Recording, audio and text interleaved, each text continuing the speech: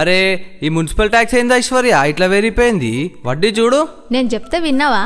ఎప్పటి ట్యాక్స్ అప్పుడు కట్టేసుకుంటే అయిపోతుండే. మరి ఎట్లనో ఏం చేద్దాం? అరే దీనికి ఎందుకు ఇంత హైరాణ పడిపోతున్నావు? మన జిహెచ్ఎంసి వాళ్ళు ఓటీఎస్ అంటే వన్ టైం సెటిల్మెంట్ స్కీమ్ తెచ్చిండ్రు కదా, నీకు తెలియదా ఏంది ఓటీఎస్? దాంతో ఏమైతుంది? గదే నీకు తెలియదు. మనం కట్టాల్సిన 100% అసలు పన్ను కడితే చాలు, వడ్డీలో 90% మాఫీ. అంటే మనం జస్ట్ 10% వడ్డీ కడితే కథం, రసీదు చేతిలో ఉంటది.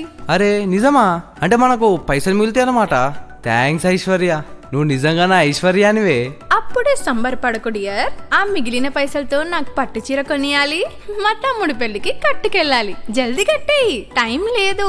మార్చి 31 వరకే ఆఫర్. గ్రేటర్ హైదరాబాద్ వాసులారా టెన్షన్ పడకండి. మీ ఫోన్ లో మై క్యూర్ యాప్ ఓపెన్ చేయండి లేదా మీ సేవకు వెళ్ళండి. 90% వడ్డీ మాఫీని వాడుకోండి. మీ ఇంటి ఆస్తిని, కుటుంబం ఖుషీని రెండిటిని కాపాడుకోండి. చివరి తేదీ వరకు వేచి చూడకండి.